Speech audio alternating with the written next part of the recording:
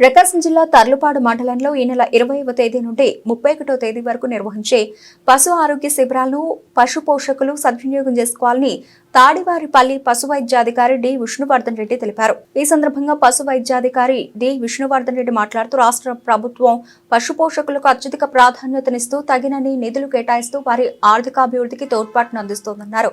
ఈ క్రమంలో పశువుల ఆరోగ్యానికి ఉత్పాదకతను పెంచడానికి, వ్యాధులను నియంత్రించడానికి, పశు పోషణ ఖర్చు తగ్గించడానికి అనేక చర్యలు తీసుకుంటుందన్నారు. ఈ కార్యక్రమంలో వెటర్నరీ త్రినాథ్, ఏహెచ్ఏ పుణ్యవతి, టీడీపీ నాయకులు చలమారెడ్డి, కొండారెడ్డి, పశు పోషకులు, రైతులు తదితరులు పాల్గొన్నారు.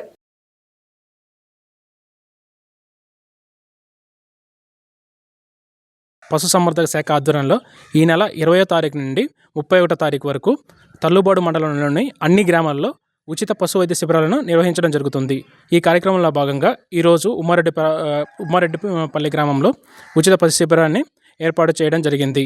ఈ ఉచిత పశు వైద్య శిబిరాలలో గర్భకోశ వ్యాధులని, ఆవుల్లో గేదెల్లో వచ్చే గర్భకోశ వ్యాధులని గుర్తించి చికిత్స చేయడం జరుగుతుంది.